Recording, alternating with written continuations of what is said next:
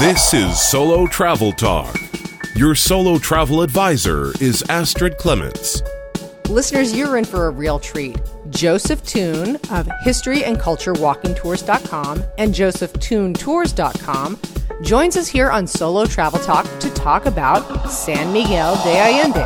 Originally from the United States, Joseph now lives in San Miguel, leading tours, writing books, and dancing his way through this unique and culturally rich city.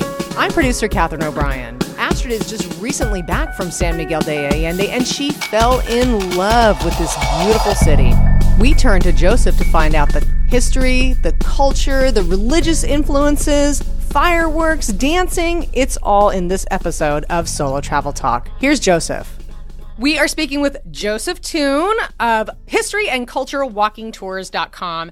Joseph, welcome to Solo Travel Talk. Good morning. Thank you, Catherine. I'm hoping you can tell our listeners a little bit about yourself. How did you end up in San Miguel de Allende, and how did you start being a tour guide? Well, for 20 years, I had a technical writing company. Do you know anybody that has asthma and they do those inhalers?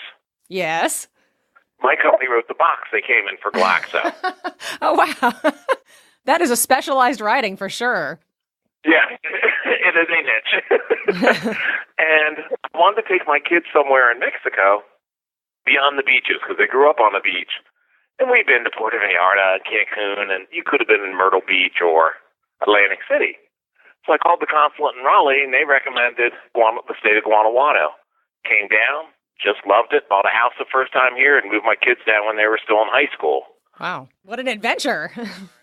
Yeah, it was. After a couple months, though, unfortunately, we learned if you finished high school here, you couldn't go to college in the States. And this was back in 2008, the same week the recession started. Wow. So overnight, I lost 70% of my clients. So it was time to move back. And we moved back, and they finished high school. And once they were done, I sold the company, retired, and came back down. And that was about 7 years ago. And when I first came here, I was a volunteer English teacher, and I had a grandmother in my class, Mercedes, and she took me aside one day and asked me to be her dance-on partner. If you're not familiar, dance-on is a style of dance where the woman has fans and the men wear linen shirts and hats. I was like, oh, Mercedes. All the classes were in Spanish. At that point, I didn't speak any, and I didn't know how to dance. And she was really short, so she was like, well, come down here. So I bent over, she pointed at my chest and said, you're a guy. That's all she cared about. She just wanted to have a male partner. So we took the classes, got good at it, and started performing at festivals around town, and eventually around the state and the country. And all these festivals were for saints and virgins I had never heard of. Even though I'd gone to Catholic school all the way through graduate school, they're just not popular up north. So I'd have to come back from every event and do research to figure out who that party was for. And wrote it down, and I realized at the end of the year I had 80-some stories. Wow. So I tied them into a website thinking, all right, folks come down on vacation, and they wake up to fireworks. They can look it up by date and have some idea what's going on. And then I started doing the tours as a lark. I thought I'll do some fundraisers for the library. But the first one got 35 people. The next one got 70. Now, depending on the time of year, I can do 8 or 9 of these a week. For me, this is great fun. I get to meet people from all over the world. I learn something on every tour. At the end of last year, I turned all these stories of the different festivals into 4 books on San Miguel. When I put them on Amazon, now, depending on the time of year, they'll go to number 1 for Mexican history and travel. Wow. And then at Easter, I released 2 more, and they went to number 1 for new releases. So for me, this is great fun. You know, I get to spend my days fully immersed in history and having profound conversations with people from all over the world. It really is a lovely life. I always love the stories of people who are just pursuing something for fun and it turns into something bigger. I'm always so inspired by that. I never would have known that A would lead to B to lead all the way over here. You never know. You just said yes to dancing, and look at what happened. Your whole life has changed. I still spend 2 or 3 hours a day dancing and teaching dance. Wow, my goodness. You're a jack of all trades. You're a Joseph of all trades here. Yeah. Wow. Well, that's pretty common in Mexico. You'll meet a lot of people that do 5 or 6 different things because it's hard to make enough money at one thing to actually live. Now, I'm lucky. I'm retired. You know, for me, this is just a lark. But for many Mexicans, they'll do 5 or 6 different occupations because you never know what one's going to be needed at that time. It's a different approach to life than in the States. Sounds like it. Let's talk about San Miguel. Now, I have to tell you, whenever I've mentioned to people San Miguel de Allende, if people have been there, a sort of a blissful look comes over their face and they say, oh, I love San Miguel de Allende. Seems to be just an incredibly special place. So I'm wondering, from your perspective, now being an expat living there, you've gathered all these historical stories. Can you just give us a sketch of San Miguel de Allende? And also, we think of it now as an artist colony. Can you give us a little bit of a perspective on the development of this wonderful city? Sure. I can give you the 3,000 years of history in 3 minutes or less. Perfect. That's exactly right. From about 1,000 years before Christ to about 1,200 after, there was a group of indigenous people named Toltecs that lived here.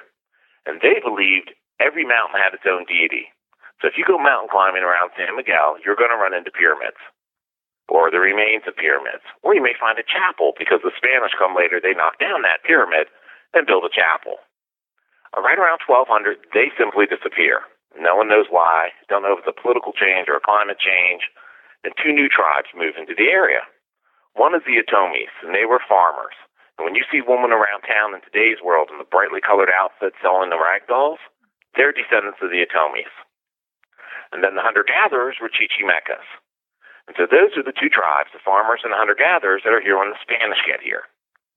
And when the Spanish get here, they immediately go to war with the Chichimecas because they want to make them slaves. It's called the Battle of the Barbarians. Neither group gets ahead until one day a cross appears in the sky above one of the southern mountains. If you were Spanish, you assumed God was on your side, so you stopped fighting. But for the indigenous, they believe any intersection of 2 lines is the meeting of male and female, which means the deity.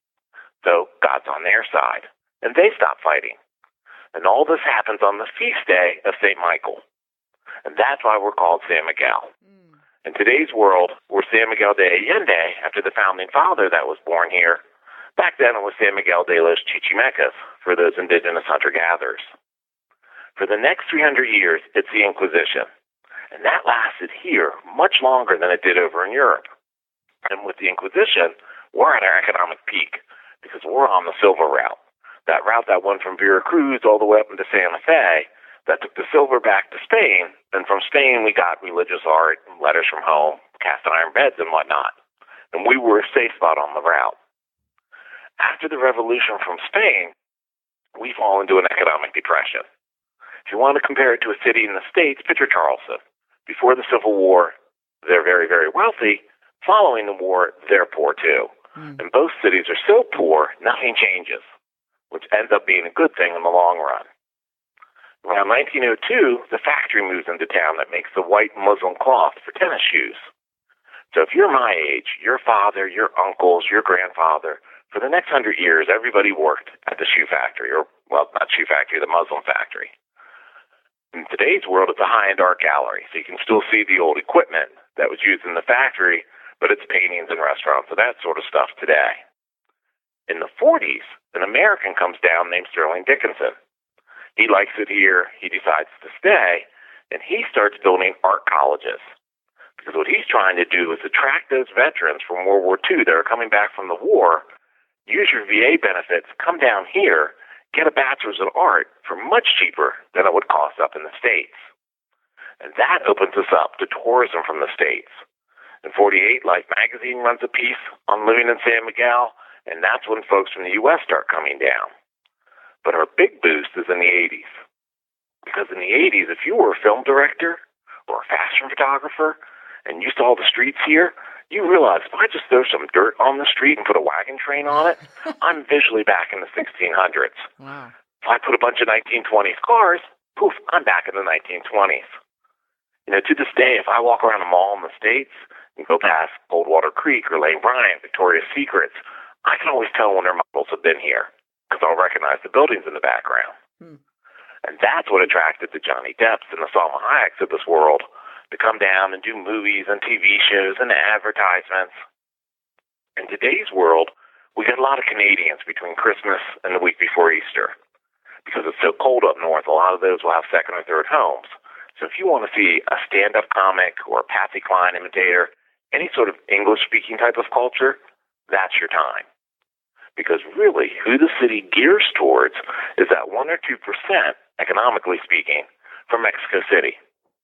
And that's why if you go to the bars and restaurants here in San Miguel, they're going to look like bars and restaurants that you'll find in Miami Beach or Manhattan, because that's what that crowd is used to. And if you travel on the outskirts of town, you'll see these huge housing developments that have different themes like horseback riding or helicopter pad. Those are to attract people from Mexico City to buy a second or third home here out in the country and then come into town for different events. So now we're a totally tourism-based economy. And that's part of what makes it so nice to visit, because that's what everyone is geared towards. And again, if you're my age, your parents, your grandparents, they all grew up with a certain number of foreigners in the area. And so they're just used to us. And there are things that we do as foreigners that people are like, yeah, that's just what foreigners do. And so it's a very comfortable place to be in that regard. That's really great. And by the way, listeners, if you need 3,000 years of history, that's what you ask a tour guide, because you clearly have a storyteller's spirit to be able to bring that all to life in just a couple of minutes. Good job, Joseph. Thank you. I can tell you're very practiced. Well, you mentioned the events and the artists who are attracted. And I love how you're saying for a modern time period sense, there's sort of been a history of people coming to visit and that the city has really embraced that. For the person who hasn't been, can you describe a little bit more of the culture? And I'm thinking, because it sounds like to me, somebody who has not yet visited, that there is sort of a hand in the past and a hand in the present. Can you talk a little bit about that? Sure. One thing a lot of people don't realize, particularly from the States, and we don't really learn Mexican history, is the Inquisition lasted here much longer than it did in Europe, and all the way into 1820. Then it took another 100 years and another revolution in the 1920s before the church lost any real power. And that's why I talk about it so much in my tours, because it still influences what we do on a day-to-day basis. All Mormon friends that'll sponsor Catholic events has nothing to do with being Mormon, but has everything to do with being Mexican. Mexico is a country that's Catholic by culture, if not conviction. So that plays into everything an awful lot. In the States, when we took over from the indigenous, and eventually they ended up on reservations and whatnot, that never happened here in Mexico. They're still part of the culture. So, for example, last weekend was the feast day of St. James, one of the apostles. Spent the whole day out in the country because there were hours of dancing between the Atomes, the farmers, and the Chichimecas, the hunter-gatherers.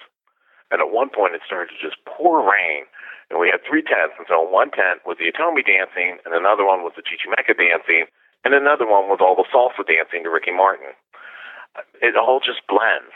It's nothing for a child to go to school, let's say from 7 to 2, come home, have their big meal, and then from 4 to 6, take a dance class, take a instrument class, take a singing class, because those are the skills you're going to need the rest of your life. When you go to parties, you want to be entertaining. We from the States like to be entertained. So that's sort of a different approach. Even though it's modern world, you'll watch indigenous dancing all afternoon because it's fascinating, particularly if you understand what they're doing. And then to throw on top of that other layer of just art. There are people that come here and are like, I like the lighting, I like how it appears against the pink limestone of buildings, and they'll just change their life and start practicing their art down here. So you've got that sort of bohemian influence on top of it. And then there's just always the very conservative Mexican Catholicism. Last night was, in 2 days, Mary's believed to be lifted up to heaven. So last night celebrated when she takes her final siesta. And there is a statue of Mary that's laid out. She falls asleep. You say a rosary, you give her a crown, and you have a huge party. Lots of music, lots of dancing. And then tomorrow, a rope will be tied around the statue. You change out her face and her hands, so now she's looking up into heaven, and the rope pulls her up into heaven. Everything's very tactile. These characters, these saints, they're not just this foreign object that has a backstory. There's somebody that actually helps you. So Mexican culture in many ways is very feminine. It's very ritualistic because that life of Mary is so important, and you do the same things year after year because everybody knows these stories. And it's part of what makes life different. If I'm chatting with you and you're Mexican and I'm complaining about I've had a hard day, we both realize none of this matters. And that life really begins when you die, because that's when you enter eternal life. So no matter how bad it is in the moment, your friend may just say, God's will, or God only knows, and you're okay with that, because you know what I'm doing right now isn't what's important. And I think that a lot of people, as you mentioned, you get travelers from all over the world. That sounds like a type of cultural influence that doesn't exist in a lot of other places, that sort of blending that you were just describing. Well, we're still very homogenous. I mean, we're still 96% Catholic. You can't have one religion be in charge for 400 years and not have it still be pervasive. I got a woman from Australia over the weekend, and it just fascinated her because she was like, where are the Muslims? I'm like, on vacation? There aren't that many that live here. Well, there aren't any in this city. But that's why. It's not that people wouldn't welcome other races or other cultures. It's just they're not here. You wouldn't have wanted to live here for those 400 years. And it's different. I'll get people on tours, including clergy from the north, that might be very Catholic by northern standard, but it's different here. You know, and a lot of times when I have clergy on tour, they don't particularly like it. Because here, faith is much more feminine, it's much more ritualistic, and for a lot of northerners, you tend to think of faith as being more theological, and it's not. It's very much dissecting the life of Mary, because she outlives Jesus, she outlives Joseph. She has a big birthday party when she turns 3, so if you're a girl, you have a big birthday party when you turn 3. Her life is very much replicated, and it reflects on the compassionate nature of Mexico. You've mentioned a couple times now different events. It sounds like that San Miguel de Allende is really a culture of events and everybody participating and being involved in these feasts. Tell us a little bit about that. Sure. Well, part of that is a throwback to, if so far back in your family tree you can go, everyone's been conquered.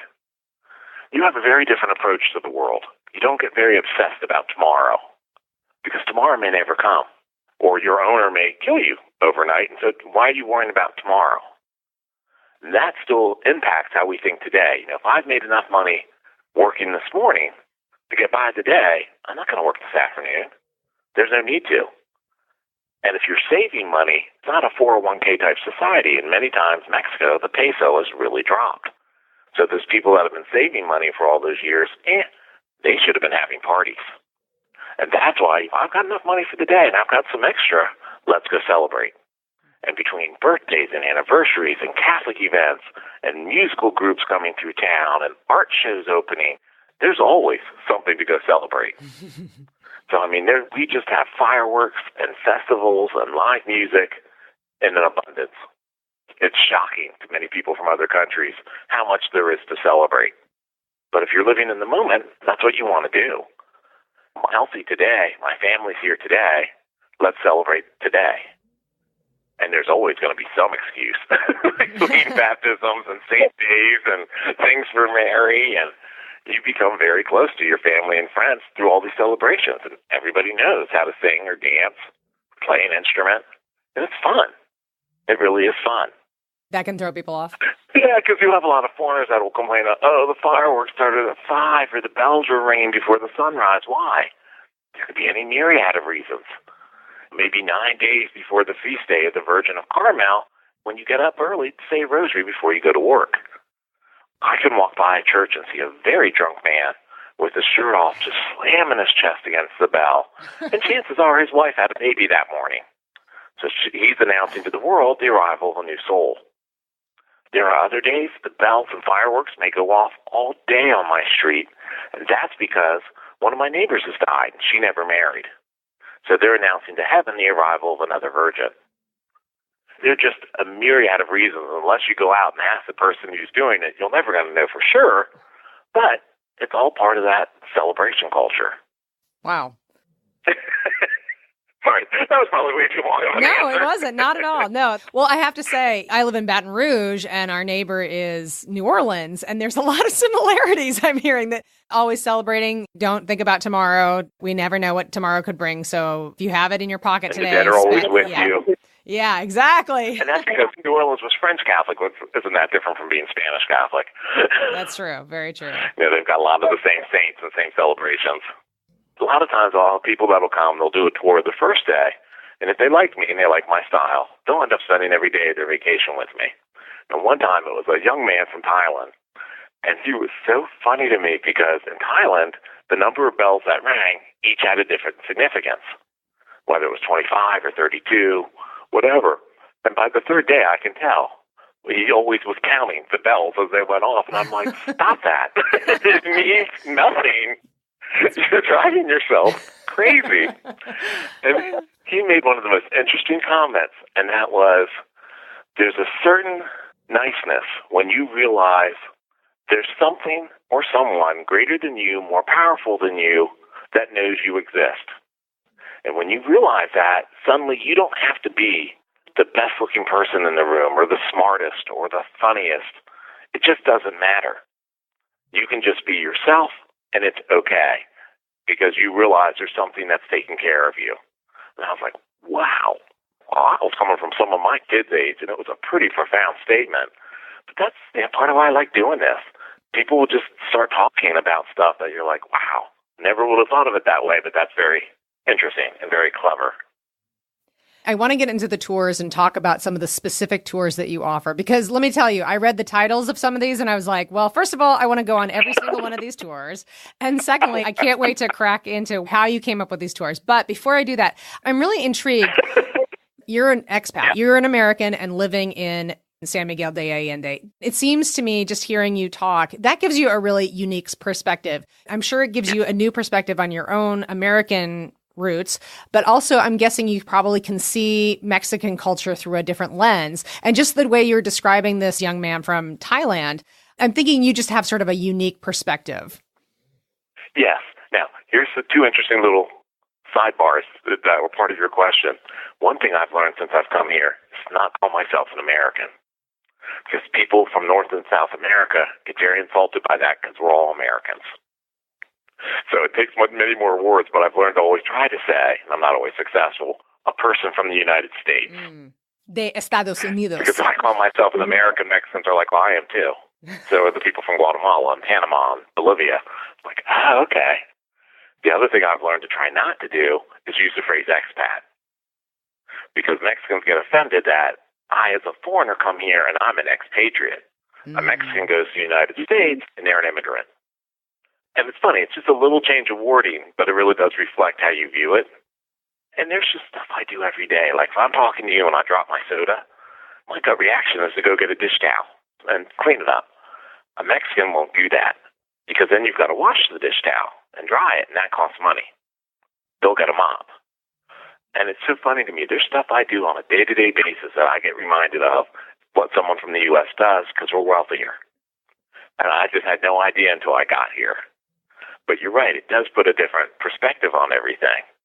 And I've been very lucky because of the dancing. You always need more men in dancing. We die off sooner.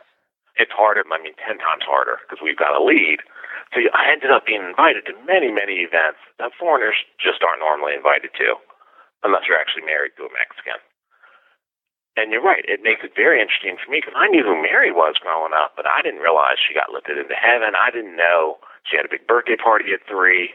The life is much more examined here, and that's what all these different celebrations are for.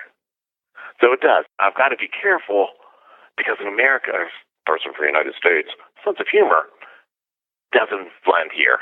I can make jokes on a tour with people from Europe and the States and Canada I can't do in Spanish. St. Michael was an archangel, which means he never lived. Because he never lived, he has no male genitalia. Because he'd have no need for it, he was never alive. Well, that you run into a lot. Like there's a story I tell of, there's St. Teresa. And St. Teresa got very into the notion of being one with God. And she gets so into it, she would physically levitate and have orgasms. And these were known as her ecstasies. And if you ride to the city buses here in town, you look up on the roof, you're going to see an image of a life-size nun with an odd look on her face. And that would be St. Teresa in one of her ecstasies. And on Christmas Eve, I had a priest from Dublin on the tour, so I wasn't going to share that story because I was afraid he'd find it vulgar. So, of course, I did. And when I was done, he was quiet for a long time. And then he eventually said, well, St. Teresa would like to ride the buses here in San Miguel because with all the cobblestone streets, the streets are very bumpy. Oh, my God. So that's the kind of joke I can make to a foreigner that I would never say to a Mexican because they would just be offended. Well, speaking of offense, I went right to the American and I also said expat. So I've got 2 strikes already, but you've been very gracious about it. Oh, I do it all the time still because they're such shorter words and we're lazy. Well, let's not be lazy. Let's go right into your walking tours. Astrid is a huge advocate for walking tours, and I also enjoy them. Now, tell us a little bit, why should somebody walk to experience a place? And also, like I said, we teased everybody about some of the tours that you lead. Let's get into those. First of all, I highly recommend walking around San Miguel in general. Because of all those cobblestones, there's a reason why we're called the City of Fallen Women. Because it's very easy to take a tumble. Or, I guess it's probably easy to have sex, too. But I always recommend to people, ride a bus around town, ride a car, because all those things will put you at a different eye level. And I can walk a street 1,000 times, but just being up that 6 feet in the bus, I'm going to see stuff I've never seen before. Because when I walk it, I'm too busy looking for cobblestones. As for walking tours themselves, every city has them. Any city is a tourist city, but a lot of times, including here, it's just, this building was built in 1820, it's Gothic. This building was built in 1710, nobody cares. Because who knows who these people were? And for me, when you're telling a story, of course you have the beginning, middle, and end. But in the beginning, you've got to have something that makes that person relatable to you today. You know, this guy had a mom who was a nag. This gal had a suitor that she wasn't the least bit interested in. This man was dark-skinned in a world that you could only move forward in if you were white. Something that's like, oh, that's me. I've had that experience too. My mom's a nag. And then you've got to have the conflict, and the conflict can be life or death. You're in the Coliseum, you're surrounded by lions, what do you do? But there's some conflict with this person you've already related to. And then lastly, you've got to have some relevancy. What does that mean today? It's just not some marquise nobody cares about that nobody remembers. But now this is a person that is a patron saint of lost causes. And when you travel throughout the States and you see these fundraising efforts for St. Jude's hospitals, they're for terminally ill children because they're a lost cause. And St. Jude is the patron of lost causes. And suddenly you're like, oh, this means something to me today. And that, to me, is what I try so hard at. It's not just a statue in a church. Because if you just walk through 4 churches, they're going to be like, oh, wow, they all look the same. They're all carbon copies. They're all these gruesome statues. But if you were somebody who's able to explain, okay, see that gruesome image of Jesus? That's where he falls for the 3rd time. And it's right before he dies. And that's who you pray to right before you die. So the fact that there are 4 candles lit today let me know that there are 4 people in town that aren't going to make it through the day. And so they've had a loved one come, light a candle before this image to ask for Jesus' help with their transition. And now, suddenly, it means something. It's just not another gory statue. It has some meaning. And it's something that you, too, can relate to. Well, I love, you're really setting up people to have a context. And I loved what you said about even in a bus, you get a different worldview, literally, because you're up a little higher. I think that's something to remember for all of our travelers. Now, let's tease no longer. Here's some of the titles of your tours. I'm so intrigued. Witches and Crosses, Love Adventure, and you even have a walking tour of cave art. This is, the breadth is just amazing. So tell us a little bit about specifically some of the tours you lead. Well, the most popular one is the history and culture, because that goes to the 4 churches and just helps explain what it is you're looking at. You may think, oh, it's just an outside of the church. But if you realize, yeah, but notice that it's concave? That's because it represents a cave.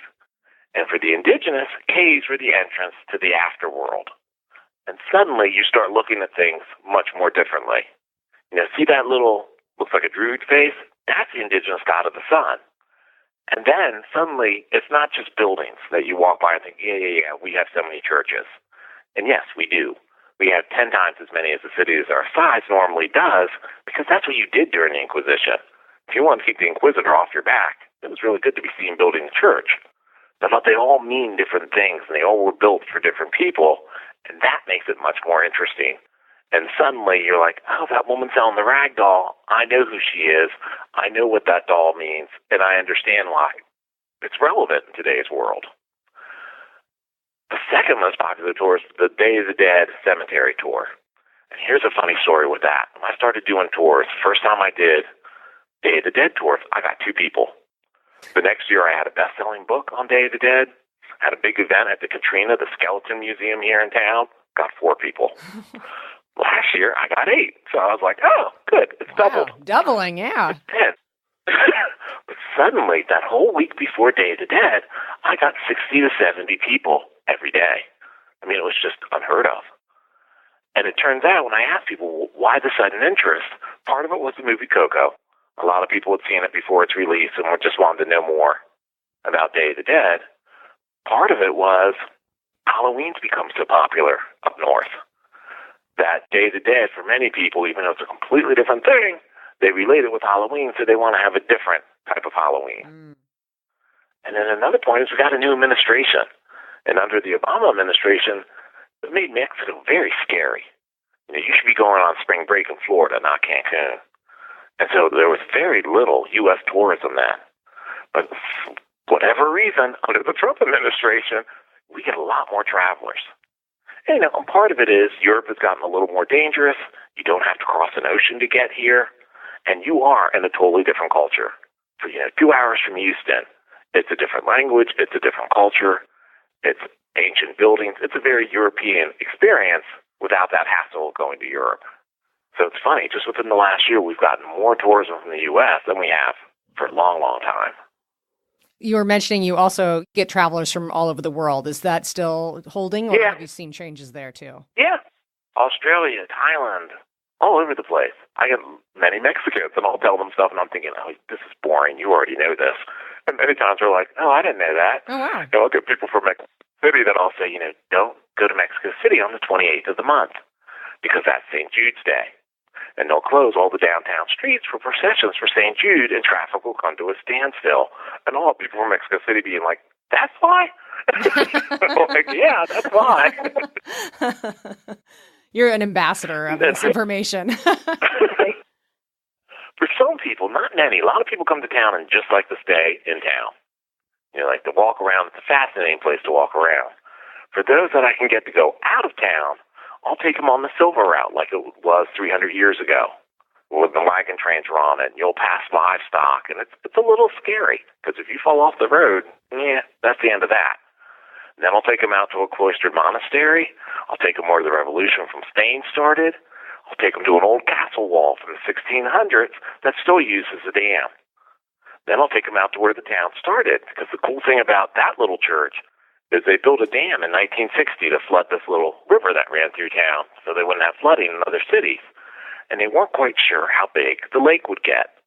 So they moved all the houses from this little village back, but kept the original church from the 1540s where it was.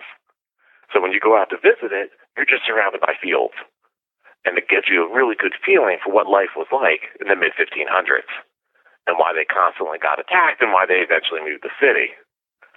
But for me, that's probably the third most popular tour. I kind of don't do too much of the Witch and Cross tour because I would take people to sites where the witches worship. And that can be a little freaky. I'd have people on tours that would be like, oh, you arranged this. I'm like, no, I did not. And for people that are in the dark arts, to be in the middle of a battlefield and to be under a bridge and to be in a cave under a bridge, it's like the trifecta of the dark arts. They're the 3 big things you really want. Because a battlefield is a lot of young death, the cave is the entrance to the afterworld, as is under a bridge. And we would see these people practicing with their pentagons and whatnot. And one day the guy was playing music, so I thought, okay, I'd like to record this, but I'll keep it in my pocket because I'm sure he doesn't want his image taken. And when I went to leave, he came up from out of the cave and was like, if you recorded me in any way, my evil will go with you. So I came home immediately, got the recording off my telephone, put holy water around the doors and windows, washed my clothes, washed myself. When I go to take the clothes out of the washing machine, there are about 300 toothpicks in the washing machine Now, I'm an adult. I use dental floss. I don't even have toothpicks in the house. So I was like, well, that's the worst that evil could do. I'm okay with it. So since then, I've been like, I don't think I want to take tours to where the witches worship. Probably not the best idea. Yeah, I'm freaked out right now. Yeah, I'm off that tour, just so you know. When I come to see you, I am not going on that tour. No, do the Day of the Dead. You'll get the same information and you don't have to meet any witches. Phew. Well, Joseph, as we sort of close out here, you've been so entertaining and so informative. I really love this.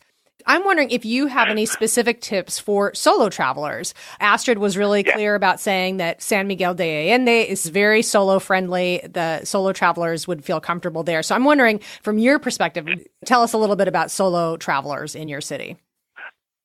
It's funny. One of the things I've learned doing the tours is a lot of times, particularly married couples, they think, when we retire, we'll go see the world. And for whatever reason, we men as a gender just don't want to do that at that age. We're much more comfortable just staying home. So there are a lot of women that come here by themselves, with their sister-in-law, with their sister, with their old sorority sisters. But there are a lot of just solo female travelers. And they're perfectly fine. You can walk through downtown any time of the day or night, and you'll be fine. Now, I wouldn't go out into the outskirts drunk as a skunk at 2 in the morning, but I wouldn't do that anywhere in the world. That's just silly. But if you're sober and you're just walking around and having a good time, you're perfectly fine. And that's one of the big appeals. And for a lot of women, they'll come down and spend 6 months just because they want to learn Spanish. Or they want to learn 5 different types of art. I want to learn how to do watercolors, pencil art, and something else. Or I want to learn how to tango in Mexico. I want to learn how to salsa. And they'll just fully immerse themselves for months learning different styles of dance, different styles of art, getting better at Spanish. And it's a perfectly lovely city to do that in. And there's the biggest English-speaking library from the United States on down is here. So there's English events. You can hear lectures in English. You can meet other foreigners. They're online. There are 2 or 3 English language newspapers. Another way, if you want to just meet other gals or other people that are here traveling too, it's a really fun city to spend a lot of time. We've got food from all over the world. So if you're a foodie, any style, you can eat off the food carts and have shark fins and cow tongue and whatever else you want just as there on the street each night. It's just a really fun city to walk around and immerse yourself in learning new things. I mean, really can't recommend it enough. For a solo traveler, you'd be perfectly safe. You'd have unlimited new things to learn about, and you can rent an apartment, spend a couple months, and the time will fly by. And people do that all the time, and then they turn around and buy a house, and next thing you know, they're living here. You're not just recruiting tourists, you're recruiting fellow neighbors there in San Miguel. I love it. There's stuff I do every day. I talk to people about the history, the culture. I teach a dance class. I get to go exploring on the old silver route, spend my days in cemeteries, stuff I just couldn't do in the States. And that's what a lot of people realize. They come down and think, I can make jewelry here. I don't need as much money as I did in the States just to get by on a day-to-day basis. And suddenly that just frees you up to try to experience new stuff. It's great. Really, I can't recommend it enough. It sounds great. It sounds great. You get 2 hours flight from Houston, so it's not like you're going to Tanzania.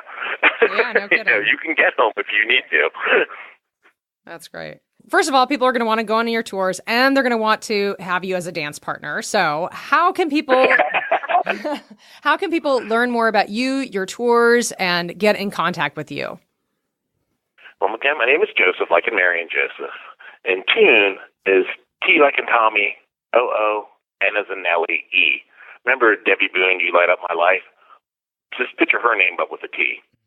And you can go on the web under josephtoone.com or josephtoonetours.com.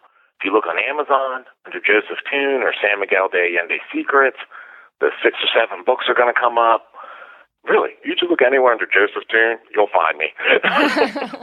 On Facebook under Joseph Toone Tours, I'm everywhere. Because I'll just come back from an event. For me, it's exciting to explain for other people. You hear fireworks? Here's why. To me, it's great fun. And for listeners, I will include links in the show notes for everything Joseph Toone, so you'll be able to just click through and get there. And Joseph, thank you so much for this. This has been a really wonderful exploration of San Miguel de Allende from your perspective. Thank you so much for being on Solo Travel Talk. Oh, thank you for the opportunity, Catherine. Have a great day and great travels. What an incredible journey. Don't forget, listeners, you can get a copy of Astrid's amazing packing list to help your packing be just a little bit less stressful. Just go to her website, astridtravel.com. Right there on the front page, you can put in your email and get that packing list right away. This podcast is available on Apple Podcasts, SoundCloud, Stitcher, Spotify, any fine place that you can find a podcast, you can find Solo Travel Talk. We love our listeners. We love our subscribers. Subscribing to this show allows it to be seamlessly delivered to you, but it also pushes out this information to other potential solo travelers. Give us a rating, give us a review. We love it all. Thank you so much for listening, everybody. I hope you had as much fun and learned as much as I did. We'll see you next week on Solo Travel Talk. Take care. Bye-bye. Thank you for listening to Solo Travel Talk. Follow Astrid on Instagram, Facebook, and Twitter. To learn more about Astrid or Solo Travel Advisors, visit our website, astridtravel.com.